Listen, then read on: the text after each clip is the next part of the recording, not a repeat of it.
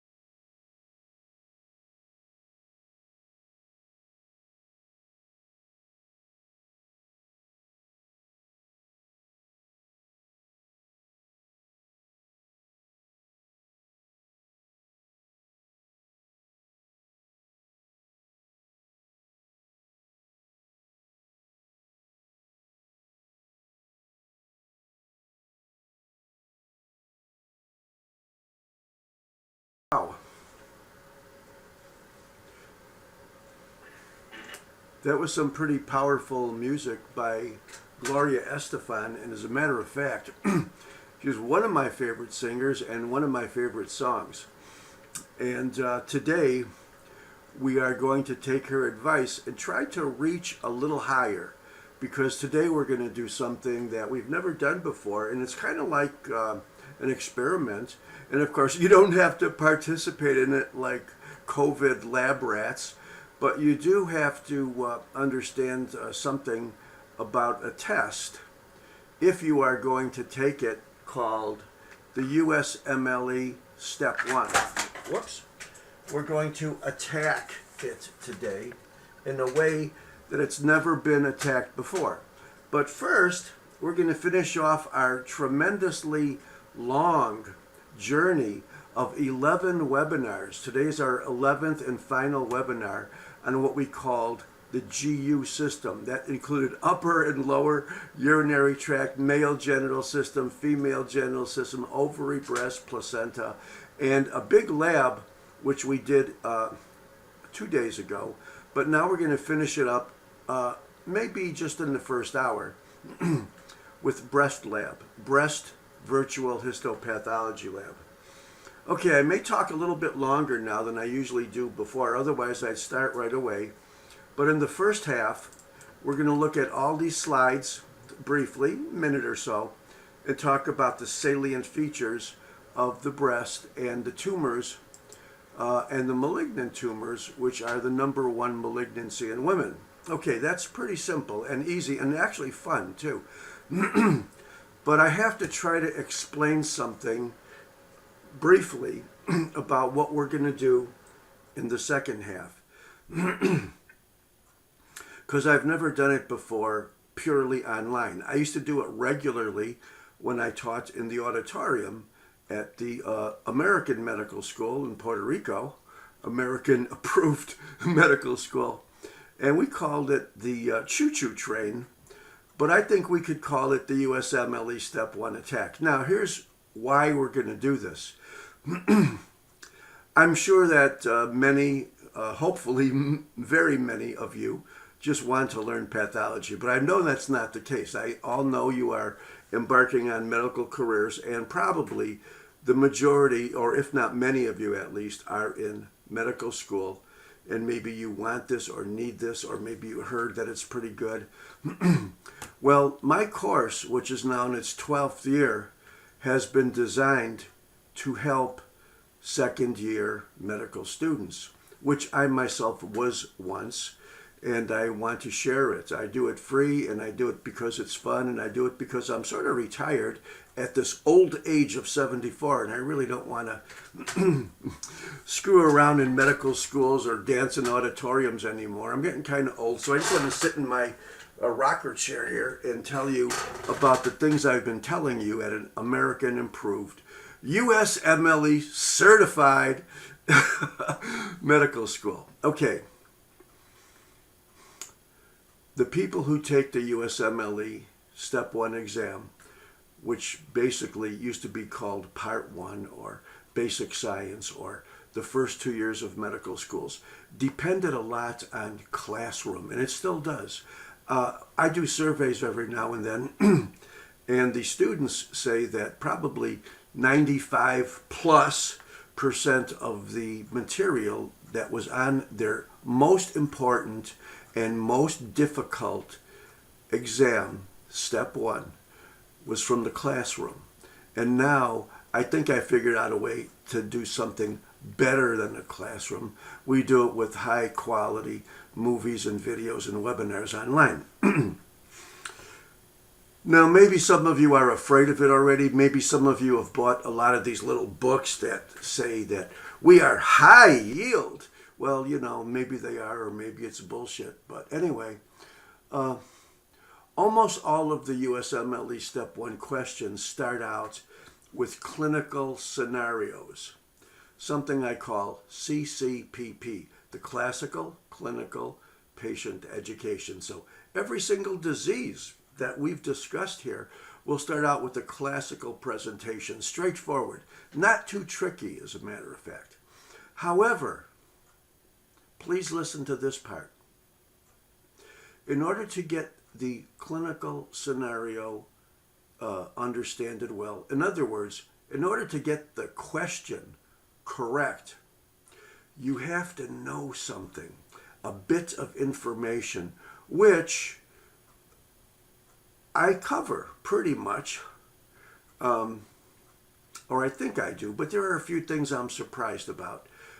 They're not too tricky. So this little piece of information that you need to know to get the question right, I call a factoid. So if you know a certain factoid, like let's say choriocarcinomas secrete HCG. Okay, maybe that's easy, maybe that's hard, I don't know. In order to get it right, You have to know that factoid, and then you get the whole question right. Now, many medical schools, an increasing number of medical schools, don't really give their own exams anymore. They subscribe to the USMLE questions database, which they give the schools. And so then the professors take those questions and they put them on their test. Now that's pretty good because it helps the professors to be more geared to the licensing exam. Okay? But it's always top secret. They make us sign pieces of paper saying, we won't reveal these questions to anybody except on the exam. And why did they do that? I'll tell you why they do that. Because these are the actual exam questions. And they don't want us blabbing about them all over the place. We get to select them. Somebody watches us while we select them. We put them on our exam. And then we give the test. And what I've been doing for many years now is actually making sure that these USMLE questions are incorporated into my lecture series. Now, if they give us the exam questions late, like after we've done the lectures, then we're screwed, you know. But if they give it to us early, we could then gear our course more towards the exam that you're going to take. Now, please remember one thing. I'm not a USMLE pimp, okay? I'm not a prostitute for a government agency. What I am is a pathologist, and I want to teach you pathology. Now, I know that sounds crazy because many students, most medical students, don't want to learn pathology or anatomy. They want to just pass the fucking exam, okay? So, in a way, I am like a USMLE coach. So, we're going to take 35 questions, okay? 35 PowerPoint slides. I had like 447 PowerPoint slides, and 35 of those had the factoids on the choo-choo train. So we're going to review those factoids. Now, that doesn't mean I'm going to be giving you USMLE questions, but I want you to understand the type of mentality that those sadistic bastards have at the USMLE. In other words, if we go through all 35 of these questions, most of which I've talked about already, and you say, oh yeah, I know that, that's common knowledge, then you're going to do really well on the exam. If we review these 35 factoids, and you say, shit, I don't ever remember hearing about that stuff, then you're really should worry, okay? So that's what we're going to do. We're going to go in the second half, after the breast lab, we're going to go and review 35 factoids out of about 447 slides. And that's what I used to call riding the choo-choo train. And we did that at the medical school. The students loved it. I got 100% attendance for those sessions, you know, rather than, 10% attendance. So it's really, really a good thing to do. And if you want to do it, you're going to have fun. If you don't like the USC or you're not going to take the exam, then, you don't have to be here. But I'm going to show you today the level of understanding that you should have to know to pass this most important exam that you'll ever take in your life. And it's also the hardest. It has the highest failure rates of all the 3-step exams. So if you pass the USMLE Step 1 well, you never, ever, ever have to worry about Step 2 or Step 3. Okay, let's close it off, and I hope I explained it, and I'll also mention it a little bit after the halftime, but let's get going first with our breast lab. So here's our slide box. And we got what? 1, 2, 3, 4. I've got 16 slides we're going to talk about in the first hour. And I numbered them because I want to present these glass slides in an orderly, logical fashion. We're going to start out at some normals, and then we're going to end at some of the nasty cancers. Okay, we're going to look at all of the crazy things in between.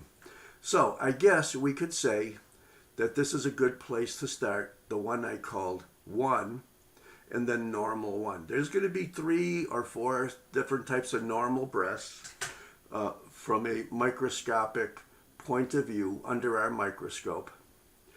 And this is going to be the first classical one. Okay, how about if I ask you the question now? Anybody who would like to help me, please, just tell me by putting your answer into the question mark. Can you see this microscopic slide? That's my question. I need to hear a yes or a no. Okay? I'm hoping for some yeses. Okay, good. Now this is a breast. It's almost like any breast you'll ever see in your life. It has two things.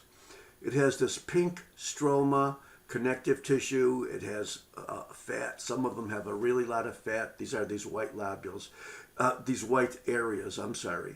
And then we have what they call the lobules of the breast. There's probably about 50 lobules inside of this breast. And these more bigger open things are the ducts, and the ducts ultimately lead into the intralobular ducts, and these are all lobules. Now, I would say this is probably about the most normal looking breast you'll see, and probably the lady may have been postmenopausal. And why do I say that? I say that because there's an awful lot of stroma or connective tissue compared to the glands. If she was young, if she was pregnant, if she was lactating, there would probably be possibly even more glands or lobules than there is connective tissue. But this one is what we would look at every day, because when a woman has her breast biopsied, chances are she's probably not too young, okay? And there's also a good chance she's postmenopausal. So, we got lobules. Let's take a look at a lobule, okay? Let's take a look at any lobule. How about this one?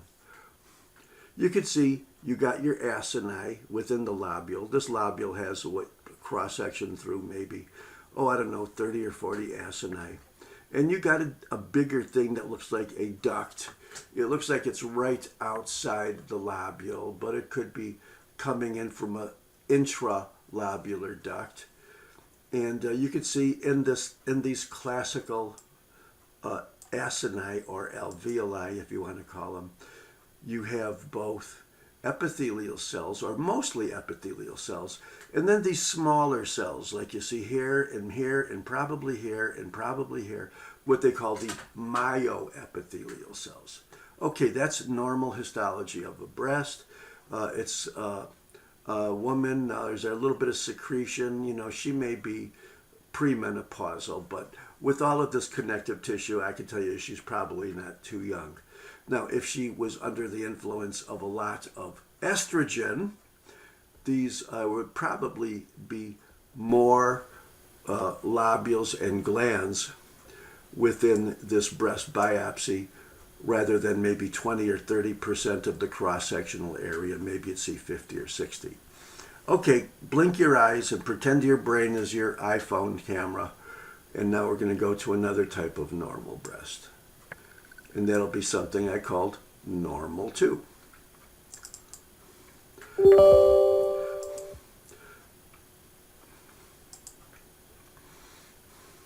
Hey, it kind of looks like the other one, doesn't it?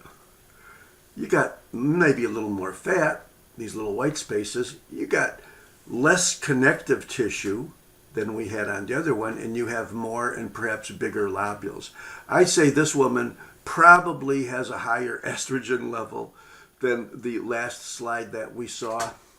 The lobules are bigger, but they're not really big, so I would say she's probably not pregnant or lactating, but this is a woman that has a little bit more of a gland to connective tissue ratio. Up here it's about 50-50, okay?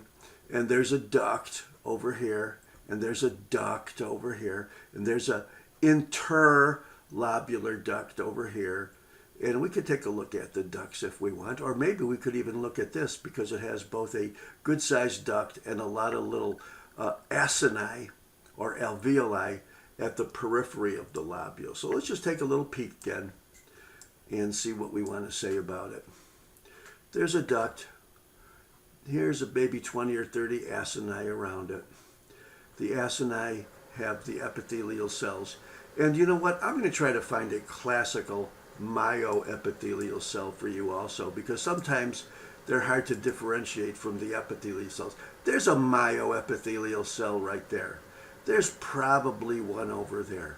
So you know that these are nice normal alveoli. Now, can I ask you a question? Let's say that you saw a little gland, but it had no myoepithelial cell around it. And let's say it wasn't part of a lobule, but it was actually just kind of a stray within the stroma. Then you might be worried that maybe this was cancer. But folks, once again, this is about the most normal lobule you'll ever see in a premenopausal woman that's probably not pregnant or lactating. Okay, now let's go to slide number 3. I called it NL also, but active. So maybe this one even has more density of lobules compared to the connective tissue. Let's see. Well, there's certainly a good amount of connective tissue, but look at this. This is really cool. Look at how more big and juicy these lobules are. They still have a lobular configuration. They have a duct between the lobules. Okay, this is probably more of what we call an active breast. Okay, this woman probably has more of an estrogen effect than the other two we saw. Because you know that estrogen nourishes and develops and differentiates and multiplies and cell divides these lobules, the biopsies that have more lobular density probably have more estrogen level, which is why the premenopausal ones are, let's say, juicier, if you want to use that word, than the postmenopausal ones. And while most women that have breast biopsies, in my experience, are not really young and they're not pregnant, they're most probably at least 50% postmenopausal because they're worried about a mass or some type of finding. You want to go a little bit bigger just so we could say we zoomed in on high power?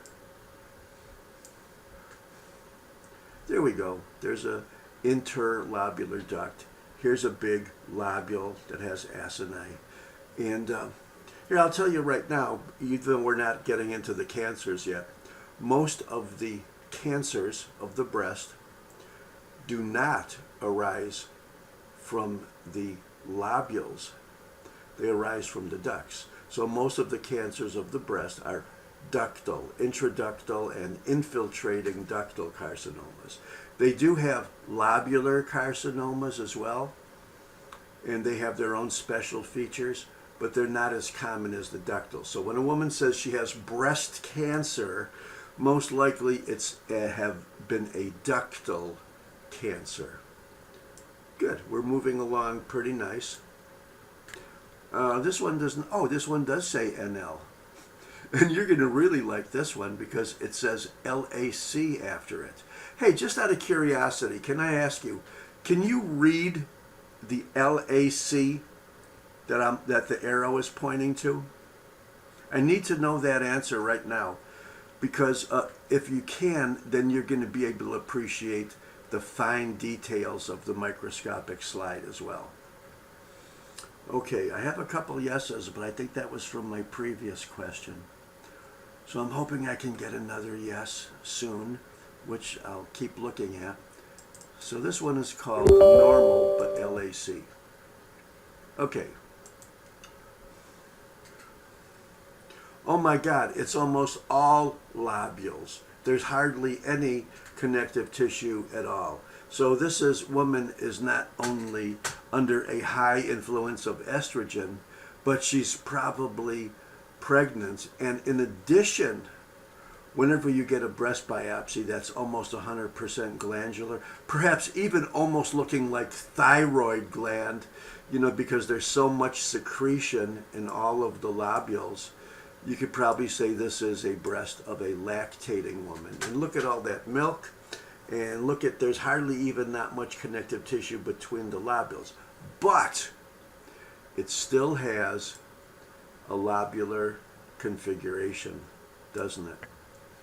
Okay, and there's a duct, and there's a duct, and there's a duct, and probably, what, 95% of the cross-sectional area are lobules, rather than 50% or 30% like you might see in a younger or non-pregnant woman. Okay, we're going to say exit, and we're moving a 9-1. Next slide. I called FA. In fact, we have a FA1 and a FA2. Now, what do you think that might stand for? It stands for the most common solid tumor in a young woman's breast.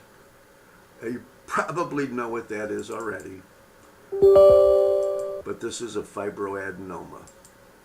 Okay, and the reason why it's called fibroadenoma is, first of all, it's a tumor. You can see it's well differentiated, well separated. You might even call this kind of a fibrous capsule from the surrounding breast tissue. Now, here's a little bit of surrounding breast tissue over here. And when I actually zoom in on that, you can see once again, we got a lobule, we got a lobule, we got a lobule, we got a lobule. But then you have an area here that is delineated from these lobules, and they do not follow a lobular configuration. But you have two components. The chief component is fibrous or connective tissue. That's the fibro part. And then we have little glands which do not form lobules, and that's the adenoma part. So this is a fibroadenoma. I'm going to show it to you in low power again. It's probably one of the most classical ones you see. You can see it's mostly fibrous or rubbery. And, if you have actually seen one of these at surgery or in the pathology lab, it has the perfect consistency of a super ball. And I'm going to tell you a secret, and I hope you don't tell anybody else. But most pathologists I know, including myself, have probably bounced one of these on the floor at one time or another in their life just to confirm the fact that it does have the consistency of a super ball. Why is it benign? Because there's no malignant appearance to the glands, and also because look how sharply delineated it is from the surrounding breast connective tissue. We're going to show you another FA coming up now too. Here it is. FA2 it's called.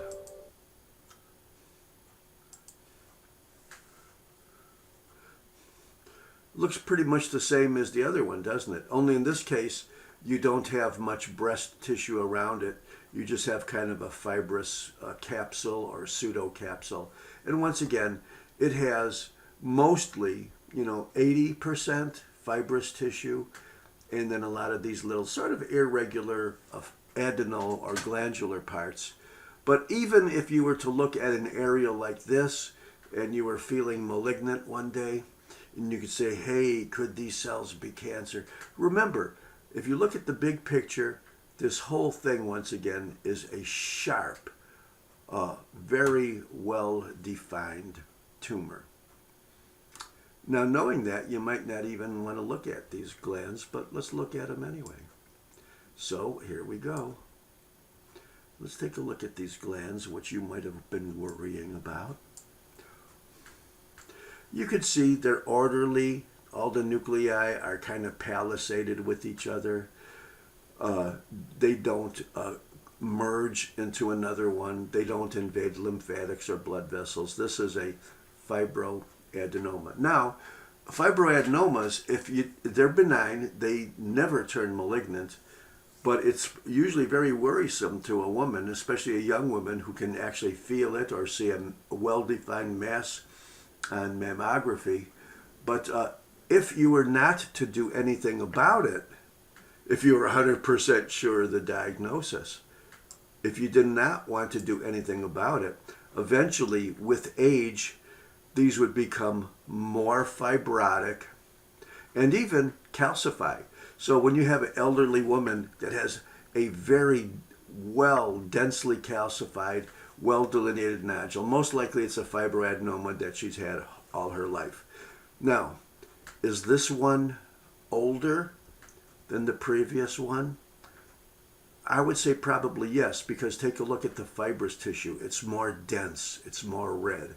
Whereas in the previous fibroadenoma that we saw, which is going to be right here, the connective tissue was not as fibrous. It was more loose. Yeah, maybe there's some more fibroblasts, in this area that looks pinker, but for the most part, the stroma is not as dense or fibrotic as the one that we just saw. Okay, so 2 fibroadenomas, most common tumor in a young woman, and now we're going to go to something called IDP. Now, what do you think IDP can stand for? I don't know. IDP. Well, are you worried? Maybe not, because whatever this bluish glandular structure is here, once again, look how extremely sharply delineated it is.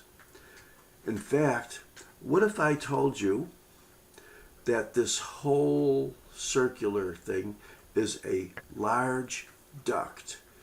Now you say, well, why would a breast duct be so large? Well, maybe there's something growing inside of it that has dilated it. Okay, well, how about if we see what it might be? Well, the first thing you'll notice, even before you start to scratch your brain about benign or malignant, the first thing you'll notice is that it has a papillary configuration, is that all of these little structures look like little thumbs or fingers coming out and branching, like a tree. So this is a papillary tumor within a duct, very, very well constrained by the boundaries of the duct. And I'll tell you what, let's be a wise guy and even look closer. Look at how nice and palisaded these cells are. And look how in the center you have a little bit of fibrous tissue and a blood vessel as well, like all papilla do. Look at, here's probably even a better one over here. Here's your, what they call your fibrovascular core, because it has fibrous tissue and maybe some blood vessels, which you can't see too well here. And then it has a nice orderly lining of, so this is benign, it's papillary, it's very, very sharply delineated. And here, I'll show you again. Let's take a look at its boundaries, like over here, rather than just make you believe it's sharply delineated. Look how this tumor does not involve the wall of this big duct. It doesn't invade it. Another reason why it's benign, other than looking at the nuclei themselves. So this is a common benign tumor of the breast. It's called an intraductal papilloma. When we gave the lecture, we showed you a small one. This one's a larger one. This one can even be palpable. They're benign. Now, can I give you I shouldn't tell you this, but I'll give you a tip anyway. Sometimes when these papillomas are especially superficial ones, they can have a lot of atypia in the nucleus. And I know during my long lifetime, 2 pathologists at different hospitals in different states calling them cancer. Well, the next day, after the frozen section was done, and they got the better quality slides, they realized they were benign. So they both lost lawsuits. So the rule of the papillomas is, according to the Bible of breast pathology by an author named Hagenson, the rule of breast pathology is never diagnose a papillary lesion as malignant on a frozen section. They violated that law and they lost a lot of money, or at least their insurance company says. So this is a benign intraductal papilloma. I'll let you peek at it again for a second. before we move on to the next case.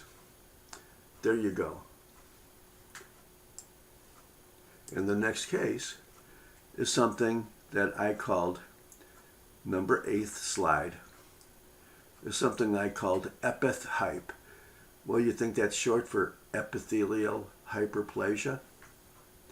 And do you think that hyperplasia is basically a benign process? So I'm probably going to show you another benign breast lesion. So far, all of the abnormalities we saw, like the fibroadenoma and the papilloma, they could be masses that were palpated. However, in many breast biopsies, you may not have a mass, but you just may have an area that shows an increased number of cells without necessarily forming a mass. Like here, you already know this breast has a lot of fibrous tissue, but 1, 2, 3, 4, 5, 6, 7, 8, 9, 10, 20 or 30 lobules. Looks pretty nice. But then there's an area here towards the bottom of the slide in which you're wondering if there's an increased number of epithelial cells. So let's investigate. Yeah, this looks like it's part of a lobule, and so does this, but it looks like there's an increased number of these cells, epithelial cells, and they're not even necessarily forming a lobular configuration. Okay, they're increased. So what does an increased number of normal looking cells called? Well, it's called hyperplasia, isn't it? Now, if you're saying, well, how do you know that's not cancer? Well, I'll tell you, it might fool a lot of people, even some pathologists perhaps. However, if you actually look at these increased cells on a higher power, they still sort of conform to sort of a lobular configuration, even though they're compressed and hyperplastic. But look, they still have myoepithelial cells, these little thin cells at the periphery of the acinus. So this was diagnosed as a benign lesion. Now, from your experience, you're going to have to take that on faith, because all I could say is that for inexperienced people, you might be worried because of the presence of a large number of cells. But look, every one of these little alveoli, or acini, so to speak, is surrounded by a nice little cluster of connective tissue. It doesn't invade anything, and it still has myoepithelial cells like a normal benign alveolus should. Okay, let's go back to low power and once again show you that there's really nothing to worry about. Okay, it's not invading into this fibrous tissue. And let's also take a look at a normal breast lobule again, just in case you forgot. But once again, here's a couple of breast lobules. 1, 2, maybe part of a third one. One up here. Here's a duct.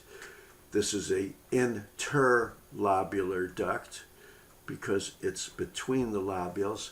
But if you actually look within the lobule, you may see smaller intralobular ducts. World's most normal benign breast lobule right here.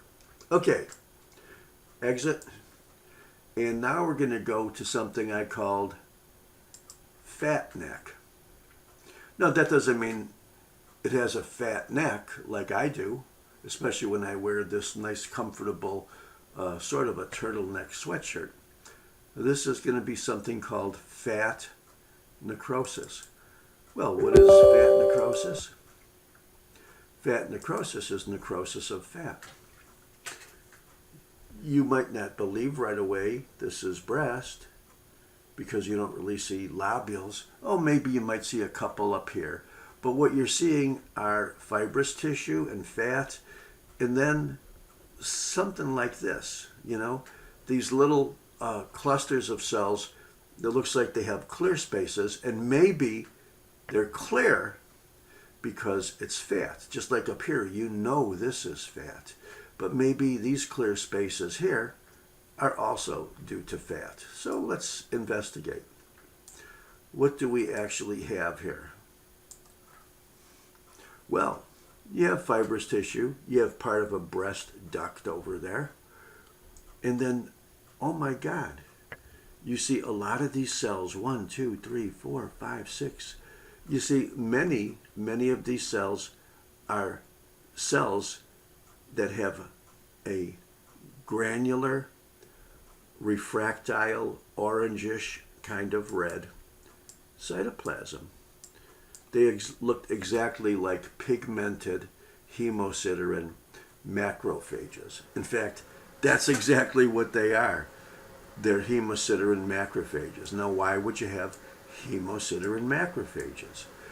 Well, maybe this breast tissue has been traumatized and there's been some hemorrhage, and as always, eventually these macrophages will come, like you see all along here, and start to chew up the hemosiderin. But what are these clusters of cells also? Well, these clusters of cells are giant cells because they look pretty big, don't they?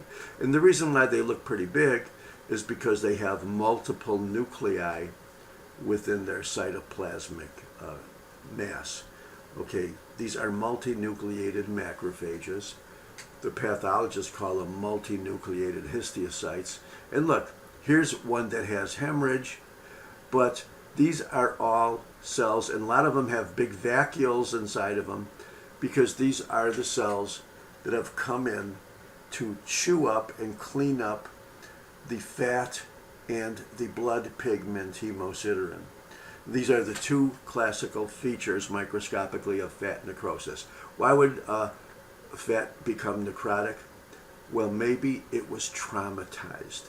So probably the most common cause for fat necrosis is a previous surgery in which during the course of the biopsy, the surgeon has to perhaps clean up or traumatize, but not intentionally, some of the fat tissue. And look at, also because these cells are kind of densely compacted, it may be firm and it may even form kind of a mass, or it may even look like a density on a mammogram. So this is fat necrosis, traumatized fat, usually surgical, in which the macrophages either come in and individually chew up the hemosiderin like you see here, or chew up the fat and the hemosiderin like you see here. Those are the classical diagnostic features of fat necrosis. Now, slide number 10. We're progressing nicely. That one I called FB. Why would I call it FB? I called it FB because we have some kind of connective tissue here. We have fat. You don't really see any lobules. Hey, but maybe there's some lobules down here. Let's take a look. So if you see something that looks like a breast lobule, it's breast. But actually, you don't really see a lobule yet. But what you do see is fibrous tissue. And once again, these multinucleated macrophages, okay? It looks like they're forming what they call a foreign body granuloma. And why would the breast have these multinucleated macrophages? Here, I'll show you some really perfectly good examples of one. Some of them here, like here, for example, and here, and here, and here. Why would that be called a giant cell? Well, it looks like it has a giant nucleus, but when you actually look at it, not a nucleus, it's multiple nuclei within one cytoplasmic mass. And when you see a multinucleated cell sharing a common syncytial cytoplasmic mass, 9.5 times out of 10, it's a macrophage. And they could form these little granulomatous reactions. Whoops, I shouldn't have done that. They could actually form what they call these foreign body granulomas. And in this case, you don't really see much breast tissue, I'll admit that, but it was called breast, and I'll have to believe them because I don't really see any lobules. But why would you have breast, which normally has fat? You can see fat, normally has connective tissue. But why would you have a whole kind of lining of these foreign body giant cells around fibrous breast tissue? Or better yet, the question is, what is the foreign body? Well, what's the most likely foreign body in a breast? It's probably a prosthesis, right? Remember, a silicone bag filled with softer material, and this silicone acts as a foreign body, and so the capsule or the fibrous tissue of the breast forms this little foreign body layer, fibrous layer around it. And here, we're going to show it to you one more time, and probably a good place would be here.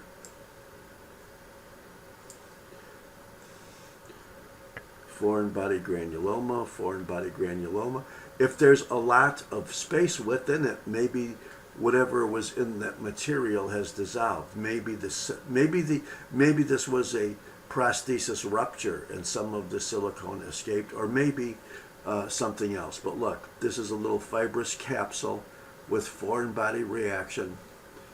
And I'm assuming it was a silicone bag because that's the most likely reason why there would be a layer of fibrous tissue forming around something in the breast. And here's the world's best foreign body multinucleated giant cell. And I'm going to show it to you one more time. But look but here's one also, and here's one also, and here's one also. Hey, guess what? I just found something new that I never saw before. This is a multinucleated macrophage, but look, it has something within the cytoplasm that looks like a star.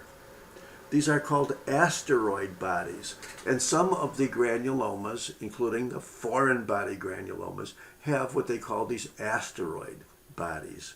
They're most common in the granulomas of sarcoid, but if you take a look, you can see them in a lot of other places too. So you know what? I just learned something new today because I've never seen an asteroid body within a foreign body giant cell, especially one in the breast. Okay, let's move on. And here's something I called hemang. What the hell is a hemang?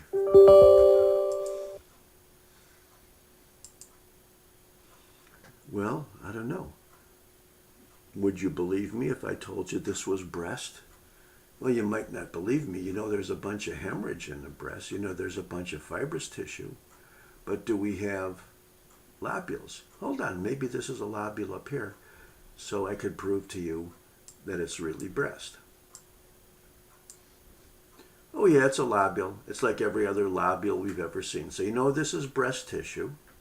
And what else do you know? You know that there's a lot of hemorrhage, and there's little clusters of cells, some of which have a lot of hemorrhage, and it's within breast tissue, but they don't look like lobules. So here's the question. What are they?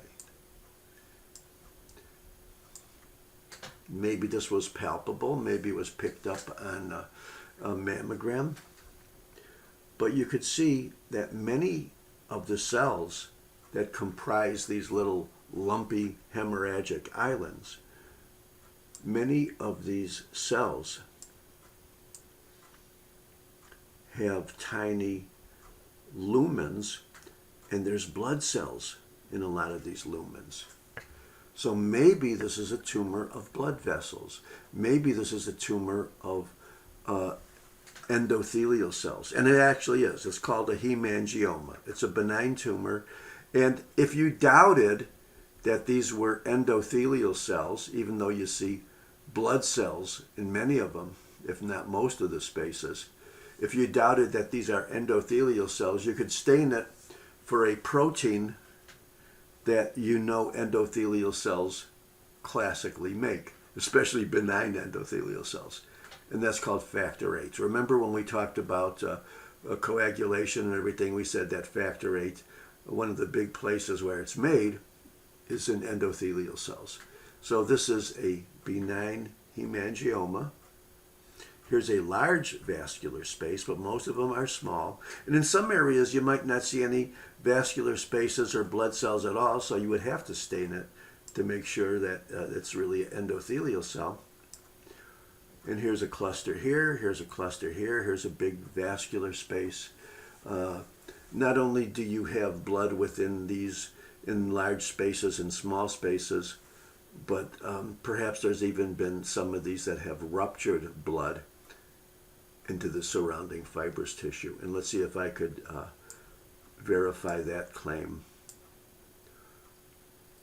Well, yeah, you could see there's blood, and it looks like it's not really very easily delineated.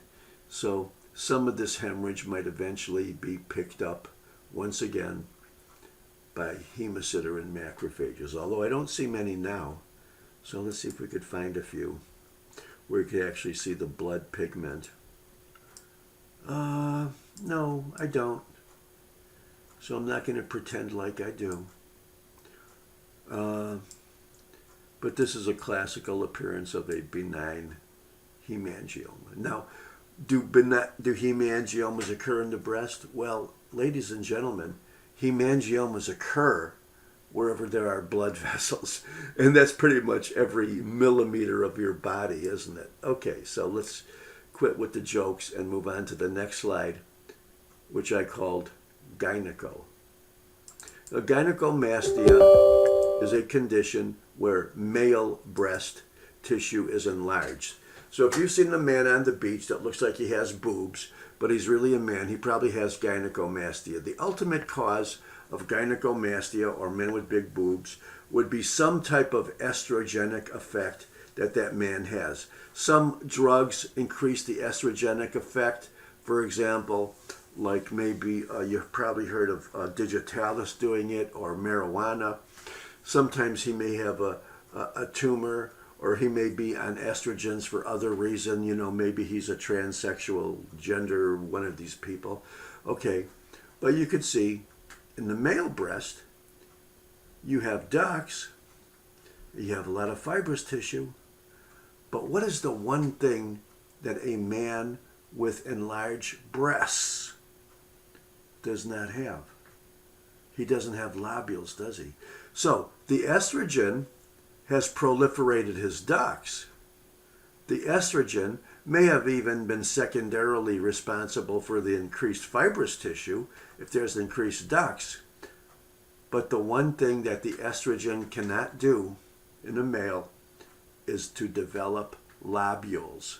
Isn't that interesting? It's like the male body is saying, okay, estrogen, you can enlarge these breasts, but I'm not going to go all the way and have you develop lobules, because in gynecomastia, you have increased ducts but not increased lobules. And this is a classical, actually it's a beautiful case, isn't it? Now, could a male develop carcinoma of the breast? Yeah, he can, but it's very rare. And if you work in a pathology lab or you're a surgeon, if you see 100 women with breast cancer, you'll probably see only one man. It's very, very rare compared to female breast cancer. So how about if we move on and go to the next slide, which I called IDC BEST. What do you think IDC stands for?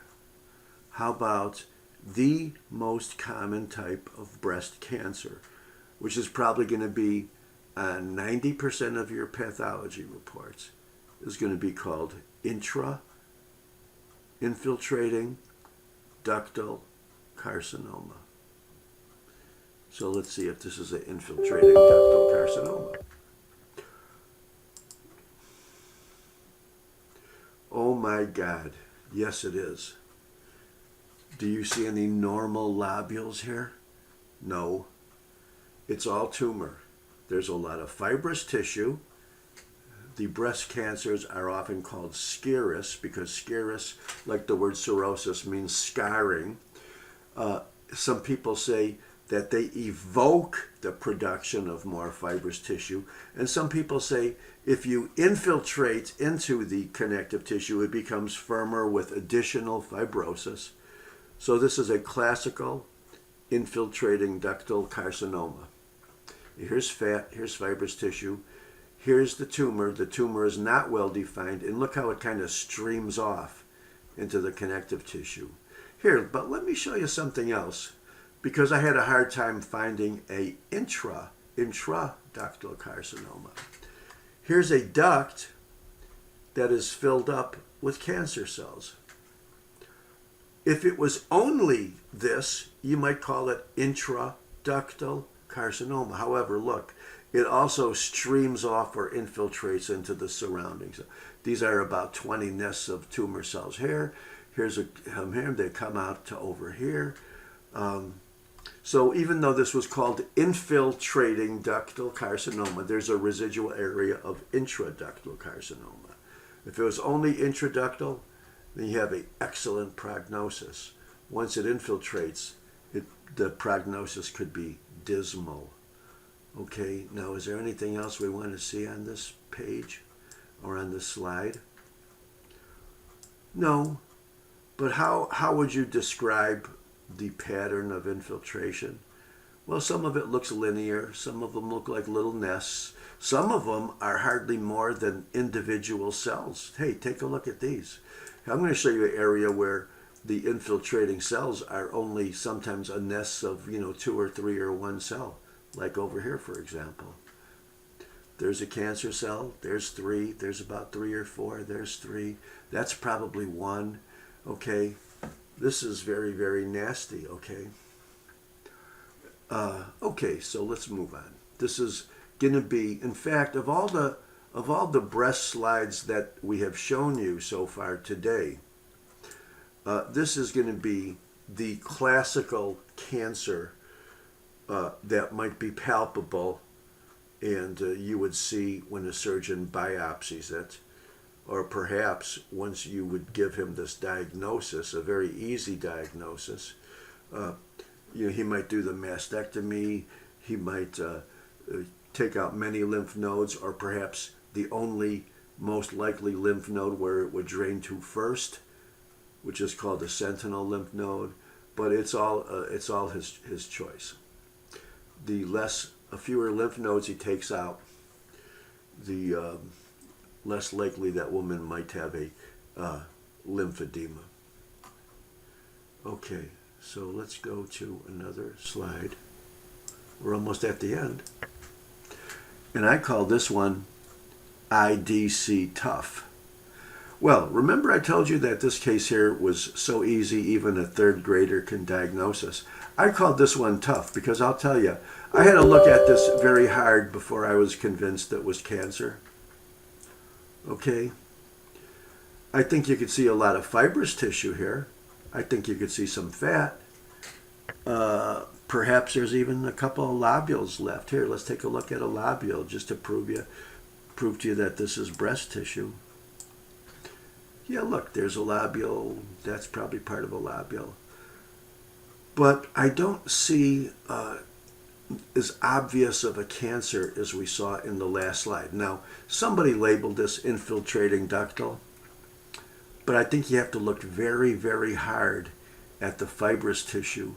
Now, you're going to see lobules along here because we already did. But let's say that you looked over here and you said, is this an infiltrating pattern? And you know what? It is. So now, even though I told you this was a tough case, now the more I look at it, this is not a lobule. These are infiltrating nests of little glandular cells. Some of them are almost individual cells. There's a lot of fibrous tissue in between. And they do not at all conform to a lobular configuration. So yeah, this is infiltrating ductal carcinoma also.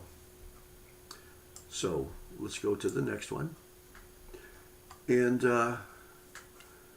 if you remember when we were talking about breast in lecture in the last webinar, we said that there are some variants of infiltrating ductal carcinoma that behave, their biologic behavior is a little bit better, so they're given different names or different adjectives.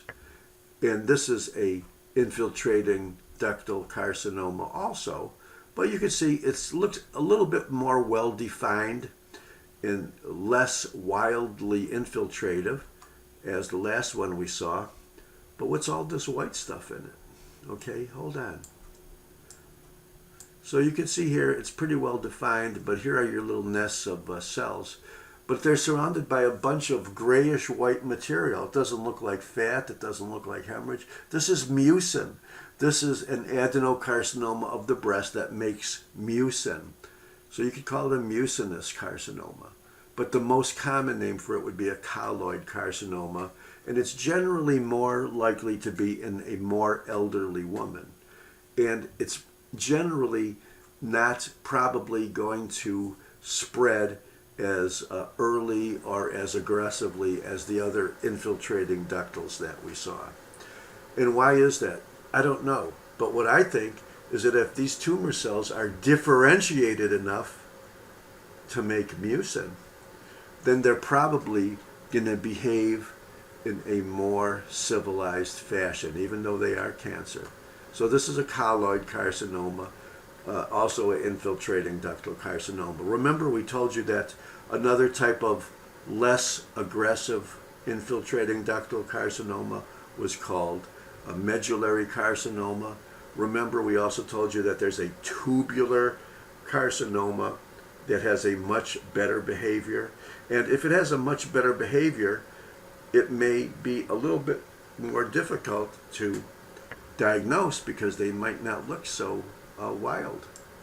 So we'll call that a day. And let's look at the last slide before we take our halftime break. And this one's going to be kind of a surprise one.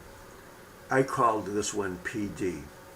And there's probably not a single person out there that knows why I called it PD. Now, all of the breast carcinomas that in tumors we've seen have been of the breast tissue itself. But do you remember that the breast also has a part known as the skin? Do you also remember that part of the skin is called nipple or areola, the pigmented part? So this particular disease is called Paget's disease of the skin of the breast, of the nipple or areolar area. Now, you may have heard of Paget's disease of bone. That has nothing to do with this disease. This is a different Paget's disease. It may have been the same doctor that it was named after, but it's a different disease because Paget's disease of bone is of bone. And this disease is classically in the skin of the nipple area or areolar area of the breast. So let's start out at the bottom here where the epidermis looks pretty normal. And let's do it. You say, oh my God, this is normal skin. Why the hell are you showing us this? We have epidermis, we have the basal cell layer, we have the acanthocytes, okay, or what you're going to call prickle cell layer, and then you have the granular cell layer, and then you have a stratum corneum, and then you have the looser connective tissue that interdigitates with these little papilla called the papillary dermis. And then deeper down, you have a denser type of dermis known as the reticular dermis. Okay, this is textbook classical normal skin. It just happens to be the part of the skin that covers the breast tissue. Okay, well, let's keep driving and try to figure out why I'm showing you this case. Normal skin, normal skin, normal skin. However, some of the cells in the papillary pegs, or what they call the reti pegs of the epidermis, are looking a little bit funny. They have more of a cytoplasm. They have more atypia. Some of them are bigger and darker. And right now, and also now there's even some kind of inflammatory reaction that's being evoked at the base of this epidermis. Look, a bunch of lymphocytes here. Now, I think I have to tell you a story at this point. My professor that I dedicated this course to is named Martin Swerdlow, and I can clearly remember him saying, "I have never seen a malignant melanoma of the nipple or the areola." Why? Because it's already pigmented, and you don't get malignant melanomas usually of pigmented skinned people. However, these cells here almost look like they could be an early melanoma, but they're not. This Paget's disease is regarded as an in situ malignancy of the epidermis, and as you can see, more specifically in the deeper layers of the epidermis. So I'm going to blow this up, and I'm going to show you 3 or 4 cells that are going to scare the hell out of you. That one looks malignant. That one looks malignant. The funny mitosis, the funny prophase, big cells, multiple nucleoli, almost looking like melanomas. Now, why do these look like malignant cells? Because they are malignant cells. So, but because the dermal epidermal basement membrane is still pretty well delineated, you can say, is it an in situ type of carcinoma? Yes, it is. But you just can't normally call it squamous cell carcinoma in situ. This is a special type of in situ malignancy, which by definition does not invade, and it's not composed of breast lobules or ducts. But there's one last little thing I want to tell you about this particular tumor, Paget's disease of the breast. The thing that I want to tell you is that even though I've already convinced you that it has not, and as a rule does not invade, it is highly associated with underlying infiltrating malignancies, not only of the breast, but of other parts of the body as well. So if you do a mastectomy on this woman because a pathologist tells you it's a cancer that's limited just to the skin of the nipple, so she's cured, you think, well, statistically, there's at least a 50% chance she has a deeper cancer of some other type. Okay, that's a well-known fact. Now, are we done with the breast lab? Yes, we are, because we did all 16 slides. So let's do our break and take a deep breath. And if you want to stay around for my USMLE review, which I have not done in this course yet because I am actually opposed to being a USMLE pimp or a coach, and I would rather just teach real pathology. But I think because of my experience with USMLE, I think I kind of owe it to people who are taking the exam to give them some advice. And my advice will be, after the halftime, after our music break, is that we look at about 35 slides of the 470 slides or 450 slides, those less than 10%, that we have already discussed over the last month, and tell you the types of things that you need to know because of multiple classical repetitive step 1 questions. I'm not pretending like I know the questions, but I can tell you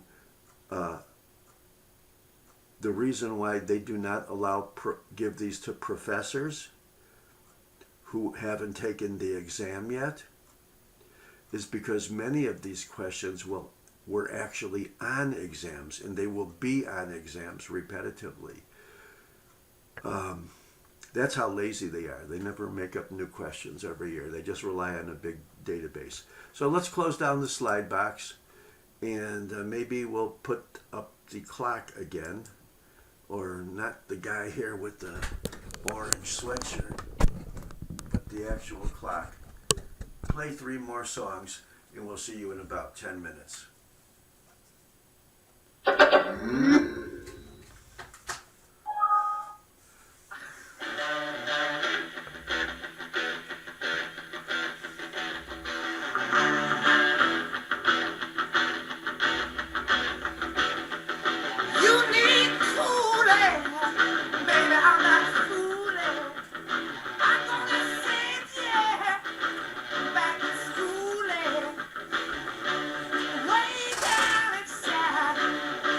Honey,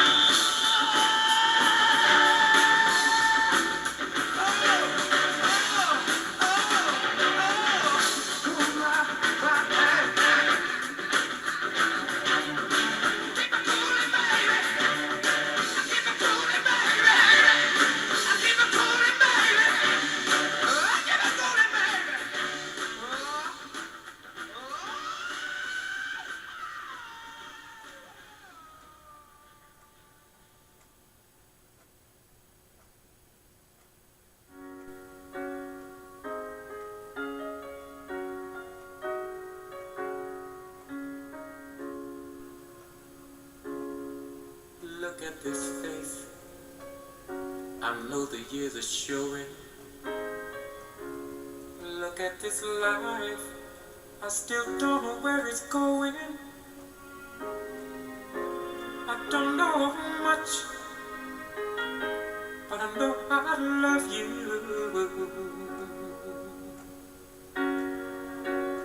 That may be all I need to know.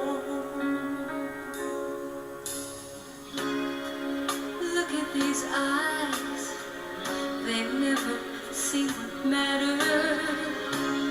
Look at these dreams, so big and so better.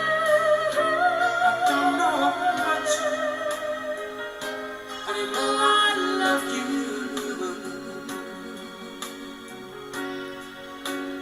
That may be all I need to know. So many questions still left unanswered. So much I've never broken through. And when I feel you near me, sometimes I see so clearly the only truth I've ever known is me and you.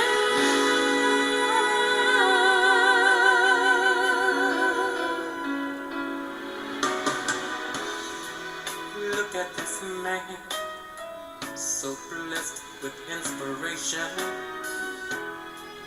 Look at this soul, still searching for salvation. I don't know much, but I know I love you. And that may be all I need to know.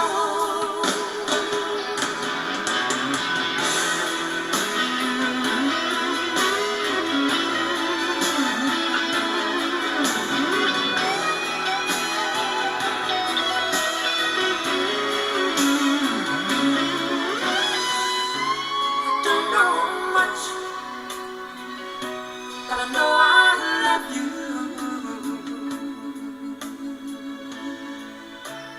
That may be all I need to know.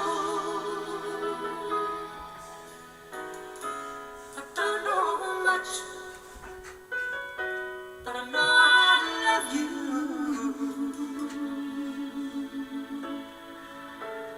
That may be all there is to know.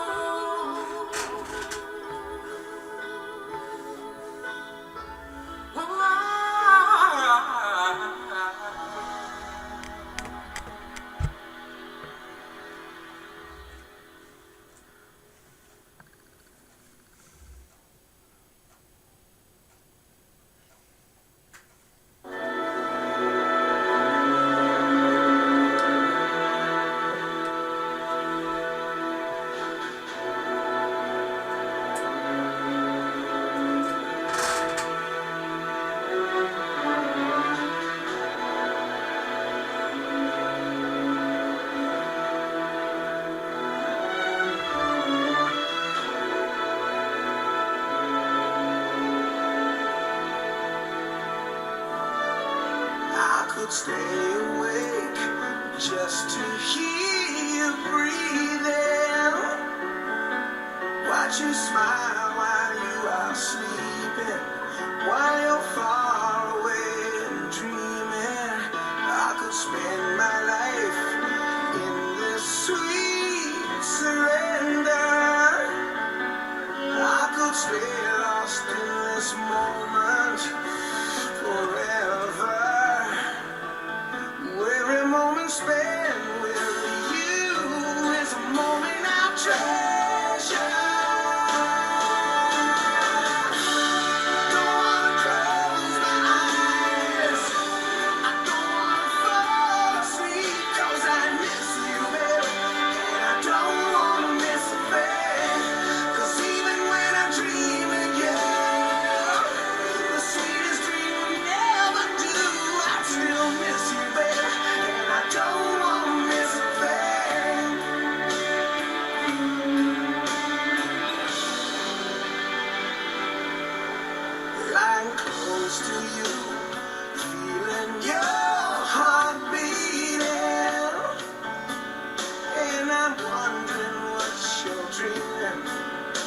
wondering if it's me you'll see it. Then I kiss your eyes and thank God we're together. And I just wanna stay with you in this moment forever, forever and ever. I don't wanna close my eyes. I don't wanna fall asleep 'cause I miss you, baby. And I don't wanna miss a thing. 'Cause even when I dream of you, the sweetest dream will never do. I still miss you, baby. And I don't wanna miss a thing. And I don't wanna miss one smile. And I don't wanna miss one kiss. And I just wanna be with you right here with you, just like this. And I just wanna hold you close. I feel your heart so close to mine. And just stay here in this moment for all the rest of time.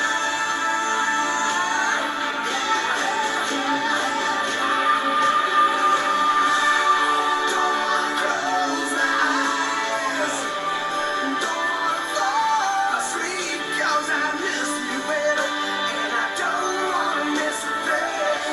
'Cause even when I dream of you, the sweetest dream would never do. I still miss you, baby. And I don't wanna miss a thing. I don't wanna close my eyes. I don't wanna fall asleep 'cause I miss you, baby. And I don't wanna miss a thing. 'Cause even when I dream, the sweetest dream will never do. I still miss you, baby. And I don't wanna miss a thing. I don't wanna close my eyes. I don't wanna fall asleep, yeah. I don't wanna miss a thing.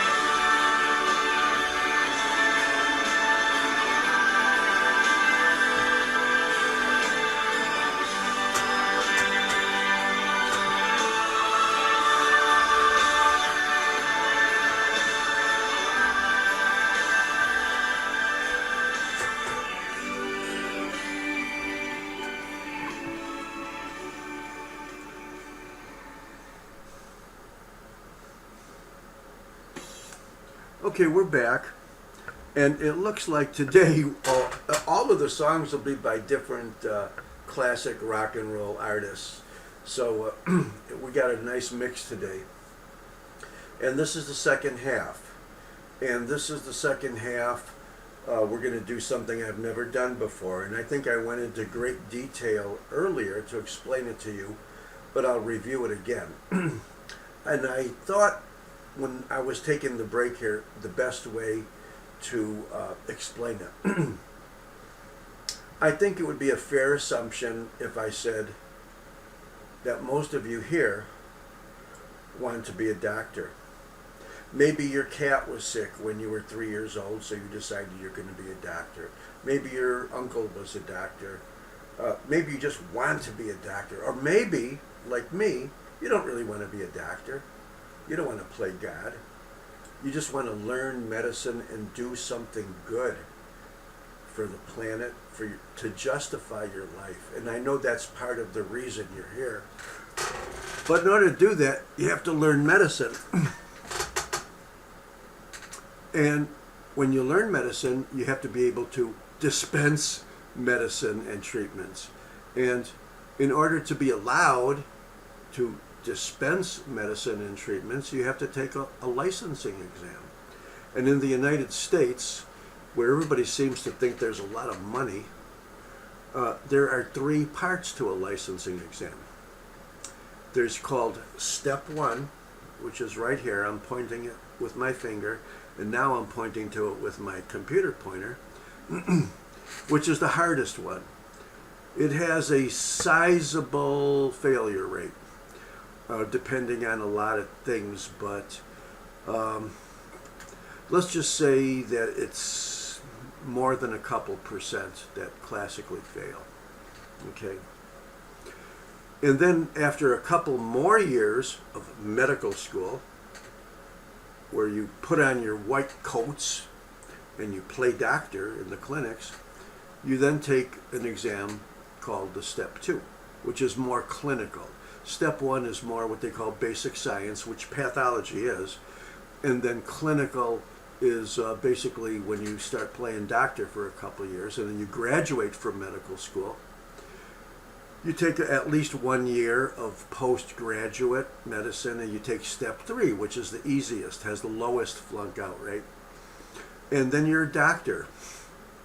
You're allowed to be a pimp for big pharma and get a license, write prescriptions. Wow, isn't that cool? Okay, but the one thing you want to do in medical school is learn medicine. Don't you think that's a pretty reasonable statement? The problem is you're not allowed to learn medicine. The only reason you're there is to pass this exam. And that's different from learning medicine. And anybody will tell you that.